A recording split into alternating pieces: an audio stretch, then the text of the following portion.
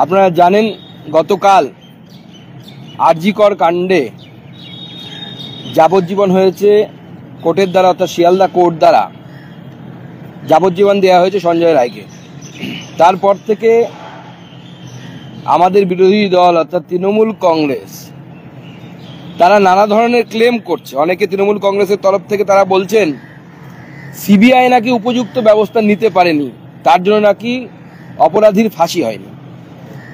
আমি তাই আজকে আপনাদের সামনে যে পুলিশ অর্থাৎ পশ্চিমবঙ্গ পুলিশ, যার মাথায় স্বয়ং মমতা বন্দ্যোপাধ্যায় বসে আছে, সেই পুলিশ সম্পর্কে মহামান্য আদালত অর্থাৎ শিয়ালদা কোর্ট তার মহামান্য বিচারপতি কি বলেছেন তার জাজমেন্টে আমি আপনাদেরকে কয়েকটি জায়গা পড়ে শোনাতে চাই। ইট ওয়াজ হিজ এভিডেন্স দ্যাট, আমি সেই রায় থেকে পড়ছি, page number 150। It was his evidence that the date of the victim was declared at 12:45 p.m. and Tala PS has received the same around 2 p.m. তার পরের লাইনটা খুব গুরুত্বপূর্ণ।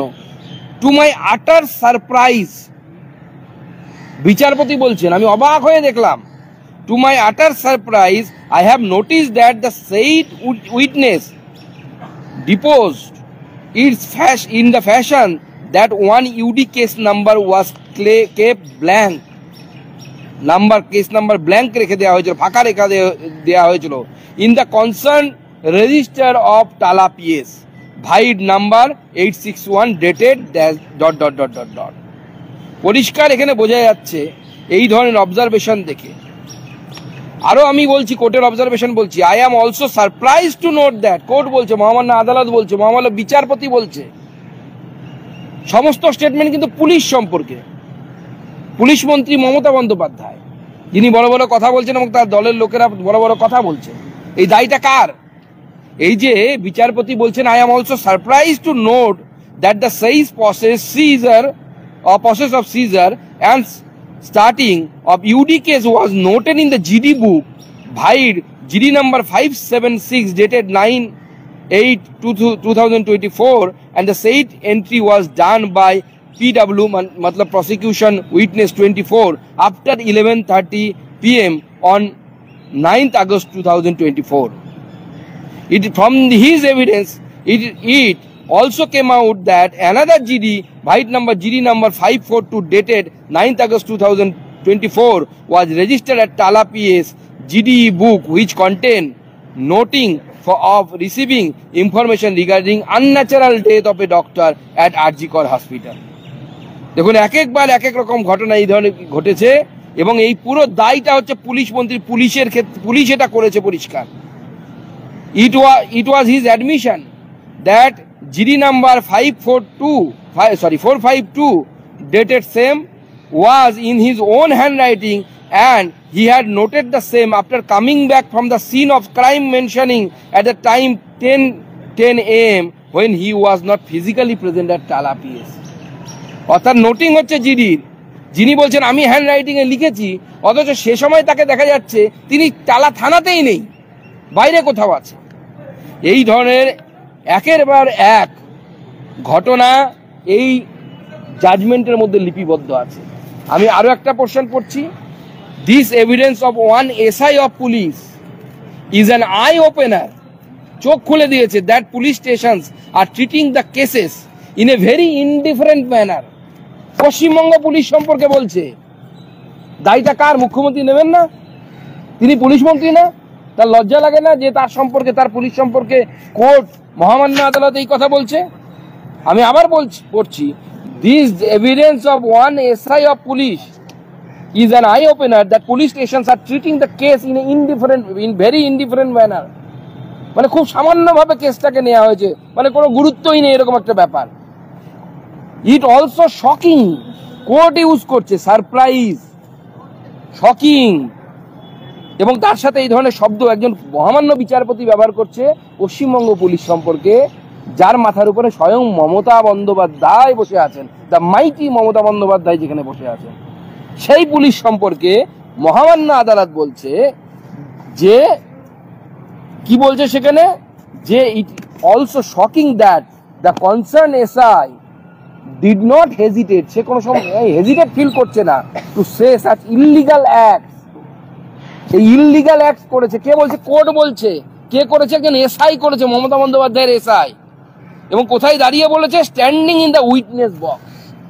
কোর্টের সামনে দাঁড়িয়ে একজন এসআই যে ইনভেস্টিগেশনে জড়িত বা যে থানায় ছিল, তিনি তার জিডি লেখা নিয়ে এই ধরনের অনৈতিক কথা বলেছেন, সেটা তার কোনো হেজিটেশন ছিল না, তার মধ্যে বিন্দুমাত্র অনুশোচনা ছিল না। এটা মমতা বন্দ্যোপাধ্যায়ের পুলিশ সম্পর্কে মহামান্য আদালতের অবজারভেশন। এবং শুধু তাই নয়, এভিডেন্সের সাথে বারবার যে ছেলে খেলা হয়েছে সেটাও কোর্টের রায়ের বিভিন্ন জায়গায় হয়েছে। আমি কোর্টের রায় থেকে আপনাদেরকে পড়ে শোনালাম। এবং প্রত্যেকটা ছত্রে ছত্রে আদালত টালা থানার যে রোল, পুলিশ স্টেশনের যে রোল, সেই রোল এবং হসপিটাল অথরিটির রোল এবং নেগলিজেন্সি, এই সমস্ত বিষয়কে কিন্তু আদালত বারবার সামনে এনেছে। তাই আজকে যারা বলছে, সিবিআই এর কথা বলছে যারা, তাদের এই কোর্টের রায়টা আমি ভালো করে পড়তে বলবো, তৃণমূলের নেতাদেরকে ভালো করে পড়তে বলবো। মমতা বন্দ্যোপাধ্যায়ের যদি সৎ সাহস থাকে, যদি পুলিশ মন্ত্রী হিসেবে উনি দায়িত্ব নেওয়ার মতো ক্ষমতা ওনার থাকে, তাহলে বাংলার জনগণের সামনে এসে তার পুলিশের এই অপদার্থতার জন্য, অপকর্মের জন্য পুলিশ মন্ত্রী হিসেবে তিনি ক্ষমা চাইবেন। তার ক্ষমা চাওয়া উচিত, বাংলার মানুষের সামনে ক্ষমা চাওয়া উচিত, নির্যাতিতার মা বাবার কাছে ক্ষমা চাওয়া উচিত। কারণ তার পুলিশ এবং হসপিটাল যে রোল প্লে করেছে, যে নেগলিজেন্স করেছে, যে ধরনের ইললিগাল অ্যাক্ট করেছে, আমরা বলছি না, কোর্ট বলছে, সেই বিষয়ে মমতা বন্দ্যোপাধ্যায়ের গোটা বাংলার জনগণের সামনে ক্ষমা চাওয়া উচিত বলে আমার মনে হয়। সুকান্ত দা, এই যে কালকে রায়ের পর দেখা গেল যে ফাঁসি না দিয়ে আজীবন কারাবাস দেওয়া, রাজ্য সরকার এর বিরুদ্ধে আদালতে উচ্চ আদালতে যাচ্ছে, কেন ফাঁসি দেওয়া? দেখুন, রাজ্য সরকারের দুটো কারণ আছে। এক, এই যে এই বিষয়গুলো যদি সামনে চলে আসে, যে ছত্রগুলো আমি আপনাদের সামনে তুলে ধরলাম কোর্টের রায় থেকে, আমার কথা না, আমি প্রেস কনফারেন্সের জন্য লিখে নিয়ে আসিনি, কোর্টের প্রিন্ট আউট নিয়ে এসেছি কোর্টের রায়। এতে যেন নজর না যায়, সেই জন্য তাড়াতাড়ি, যত তাড়াতাড়ি যাওয়া সম্ভব উচ্চ আদালত অর্থাৎ হাইকোর্টে চলে গেল। শুধু তাই নয়, তার সাথে সাথে এই যে নেগলিজেন্স, এভিডেন্স মেটানো, এবং তার সাথে সঞ্জয় রায়ের বারবার বলা আমি এতে জড়িত নই, রাজীব কুমারের সাথে জড়িত, আমাকে ভয় দেখানো হয়েছে, যত তাড়াতাড়ি সম্ভব সঞ্জয় রায়কে ধনঞ্জয় করে ফেলা, অর্থাৎ সঞ্জয় রায়ের মুখটা যত তাড়াতাড়ি বন্ধ করানো যায়। কারণ মহামান্য আদালত বা উচ্চ আদালত বা সুপ্রিম কোর্ট যেহেতু অবজারভেশনে রেখেছে, সুপ্রিম কোর্ট যদি কোনো কারণে এই অর্ডার দিয়ে দেয় যে সিবিআই এই অ্যাঙ্গেলটাও ইনভেস্টিগেট করে দেখুক, তাহলে কিন্তু মমতা বন্দ্যোপাধ্যায় এবং তার সরকার বিপদে পড়বে। বিশেষ করে সঞ্জয় রায় যদি সন্দীপের নাম নিয়ে নেয়, ডক্টর সন্দীপ ঘোষের নাম নিয়ে নেয়, তাহলে কিন্তু কেঁচো খুঁড়তে কেউটে কেন, সেই বিষাক্ত সাপরাও বেরোবে, যেই সাপের কথা আমি বলেছিলাম। বলছি, আজকে সিএম আবার বলেছে যে আমরা তো চাইছি অপরাজিতা বিলটা পাস হোক, কিন্তু কেন্দ্রীয় সরকার দিনের পর দিন ধরে আটকে রেখেছে। দেখুন, মমতা বন্দ্যোপাধ্যায় খুব ভালো একজন পলিটিশিয়ান, এই বিষয়ে কোনো সন্দেহ নেই। সেটা মানুষকে কিভাবে বোকা বানাতে হয় সেটা উনি খুব ভালো করে জানেন, এবং তার জন্য যদি ওনার বিদ্যাবুদ্ধিকে জলাঞ্জলি দিতে হয় তাতে উনি পিছপা হন না। উনি তো ল করেছেন বলে শুনেছি আমি। ওনাকে জিজ্ঞেস করবেন তো অ্যাজ এ মুখ্যমন্ত্রী হিসেবে নয়, একজন লয়ের ছাত্র হিসেবে ভারতবর্ষের সংবিধান কি বলছে। যদি একই জিনিসে কোনো একটি ক্রাইমে বা কোনো একটি জায়গায় যদি কেন্দ্রের আইন থাকে এবং রাজ্যের আইন থাকে, কারটা প্রিভেল করে? ধরুন স্বাস্থ্য, শিক্ষা কনকারেন্ট লিস্টে আছে। আমি তো ল পড়িনি, রাজনীতি করতে করতে যতটা শিখেছি বা যতটা পড়তে পেরেছি তা দিয়ে বলছি, কনকারেন্ট লিস্টে যখন কোনো ম্যাটার থাকে বা এরকম কোনো বিষয় থাকে যেখানে রাজ্য এবং কেন্দ্র উভয় আইন তৈরি করেছে, সুপ্রিম কোর্টের স্ট্যান্ডিং ভার্ডিক্ট আছে, কারণ আমাদের সংবিধান বলছে the law made by the central government will prevail. সেটা কোনো কেন্দ্র সরকার ভারতবর্ষের, বর্তমানে আমরা আছি, ভবিষ্যতে যদি অন্য কেউ আসে, কোন রাজ্য সরকারের আইনকে বৈধতা দিতে পারবে না, কারণ সংবিধান বিরুদ্ধ কাজ হবে। সংবিধানের শপথ নিয়ে মমতা বন্দ্যোপাধ্যায় সংবিধান বিরোধিতা করতে পারেন, আমরা তো পারি না, আমরা তো সংবিধানের শপথ নিয়ে আছি। মমতা বন্দ্যোপাধ্যায় আজকে বলছেন যে মাফিয়া রাজ কোনোভাবেই বরদাস্ত করা হবে না, কিন্তু 13টা বছর সময় লাগলো ওনার এই মাফিয়া রাজ। 13 বছর কেন, এখন মাফিয়া রাজ যদি উনি বন্ধ করে পার্টিটা উঠে যাবে, তো পার্টিটাই তো মাফিয়াদের পার্টি, এক সে বারকার এক মাফিয়া। কেউ এখানে পুকুর বুঝিয়ে বিল্ডিং তৈরি করছে, কেউ নদীর বালি চুরি করে বিক্রি করে দিচ্ছে, কেউ কয়লা বিক্রি করছে, যে যেখানে পারছে যেখান থেকে যা পারছে বিক্রি করে। মাফিয়াদেরই পার্টি, তো পুরো পার্টিটাই হচ্ছে মাফিয়াদের একটা কোম্পানি। তাদের পলিটিক্যাল শেল্টার দরকার, সেই শেল্টারের জন্য একটা পার্টি তৈরি করেছে। সিপিএম আমলে এই সমস্ত গুন্ডারা পেছন থেকে সিপিএমকে ভোটে সাহায্য করতো, সাদা থান পাঠাতো, মারামারি করতো ভোটের সময়, কিন্তু তৃণমূল এদেরকে টেনে এনে নেতা বানিয়েছে। শওকত মোল্লা সিপিএম আমলে রাজ্জাক মোল্লার ঘরের সামনে বেঞ্চ নিয়ে বসে থাকতো, সেই শওকত মোল্লাকে এখন তৃণমূল নেতা করেছে গুন্ডাটাকে। মালদায় গিয়ে মমতা বন্দ্যোপাধ্যায় আজকে বলছেন যে কোনো বাড়িতে যেন জঙ্গিরা আশ্রয় না পায় সেটা দেখবেন।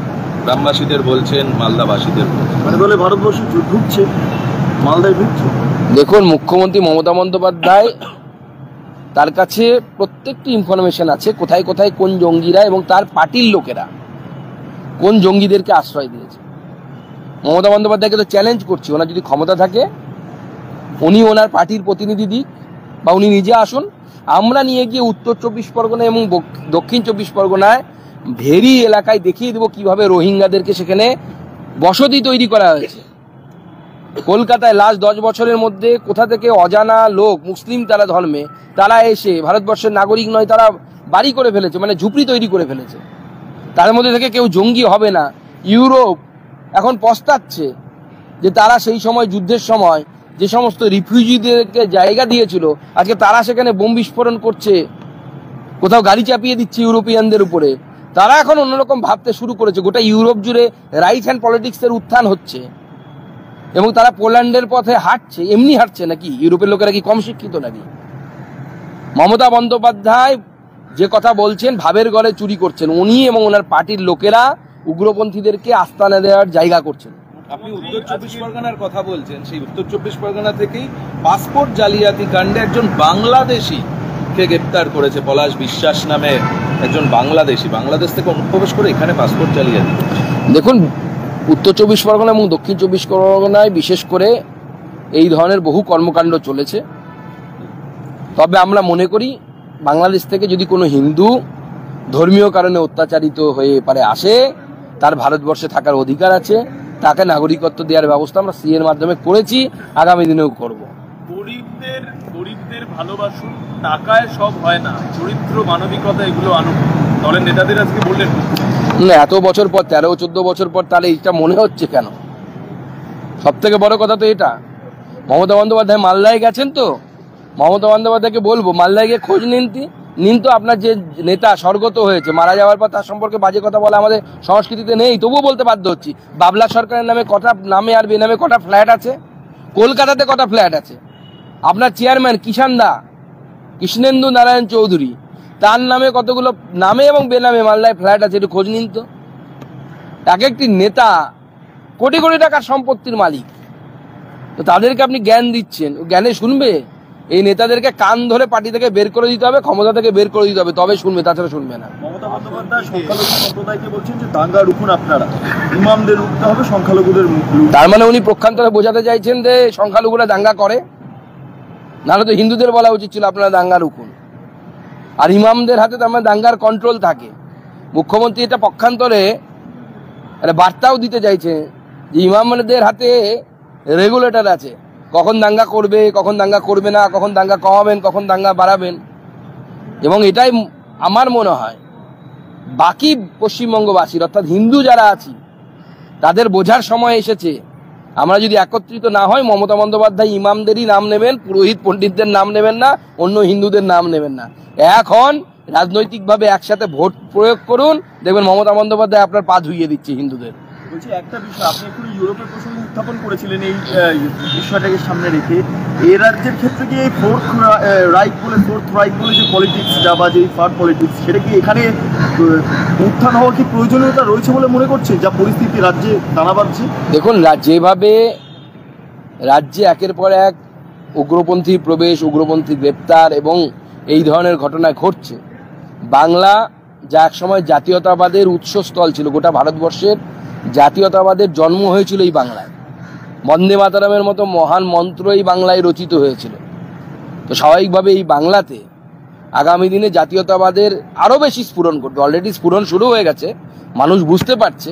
বিশেষ করে বাংলাদেশের ঘটনা দেখার পর পশ্চিমবঙ্গবাসী বুঝতে পারছেন, এবং আগামী দিনে এই ধরনের জাতীয়তাবাদী চিন্তা ভাবনা পশ্চিমবঙ্গে আরও বাড়বে।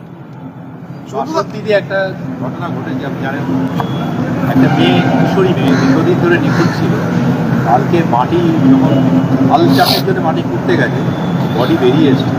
সেই নিয়ে আজকে গোটা বাসন্তী অভিজ্ঞ, তাহলে গোটা দক্ষিণ 24 পরগনাতেই এই ধরনের ঘটনা ঘটছে। হয়তো দেখবেন রেপ করে মেরে দেওয়া হয়েছে, তদন্ত হবে, তদন্ত হলে ধরা পড়বে।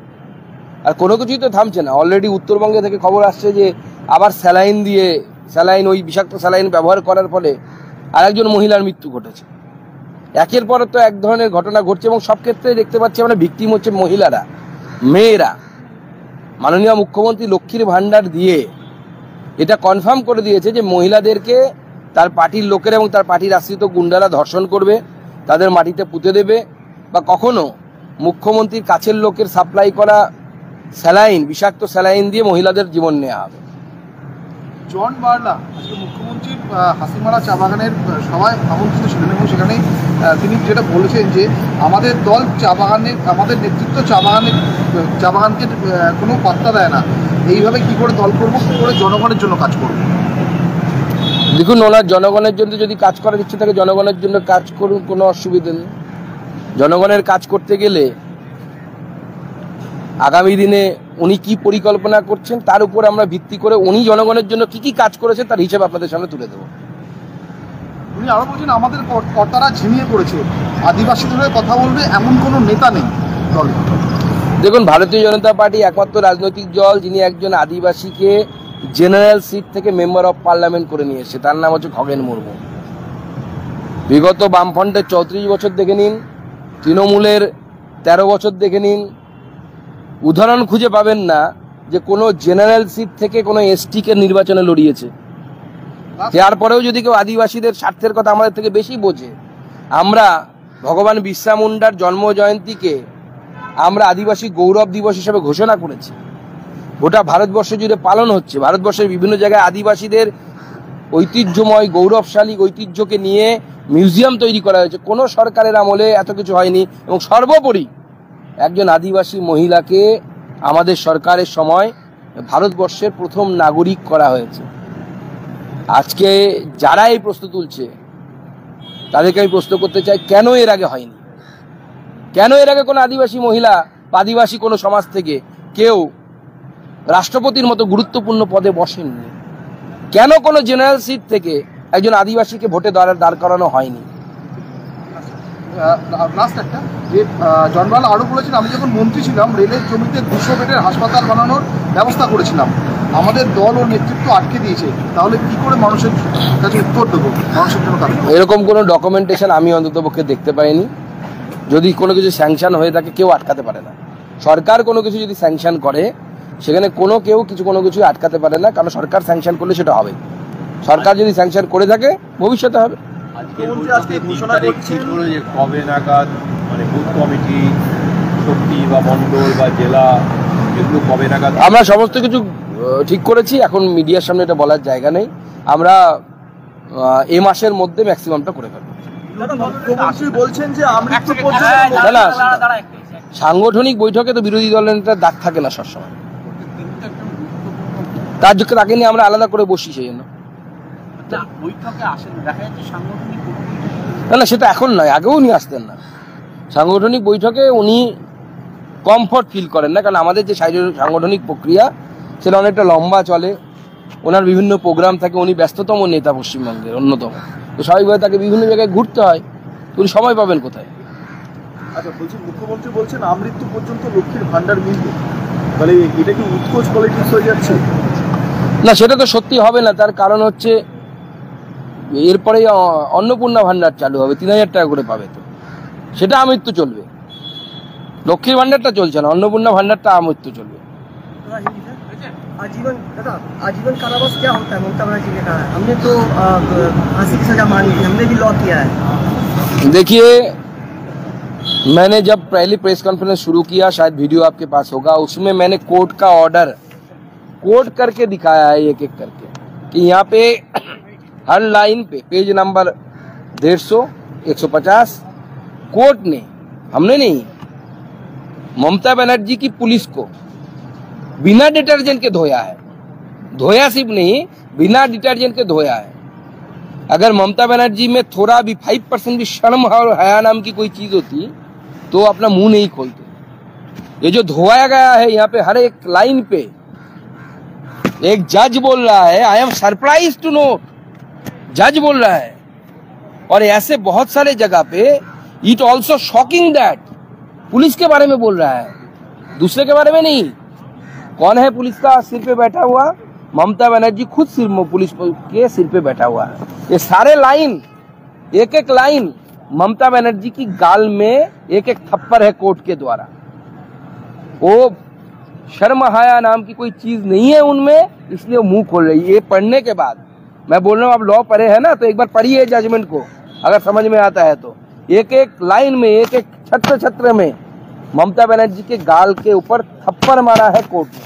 पश्चिम बंगाल सरकार अब संजय राय को लेकर हाईकोर्ट मूव कर रही है फांसी के लिए। बहुत जल्दबाजी है, क्योंकि वो चाहते हैं कि संजय राय, हम भी चाहते हैं कैपिटल पनिशमेंट हो, लेकिन जल्दबाजी ममता बनर्जी की इसलिए है क्योंकि कोर्ट के यहाँ पे जो वर्डिक्ट में जो आया है, पुलिस के बारे में जो कोर्ट ने बोला है, वो लोगों को सामने ना आए। दूसरा, जितना जल्दी है संजय राय को फांसी लटका दो कि संजय राय तृणमूल कांग्रेस के लोगों का नाम मुंह पे ना ला पाए।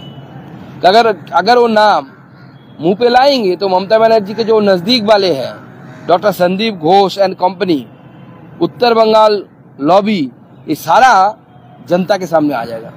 पश्चिम बंगाल बीजेपी क्या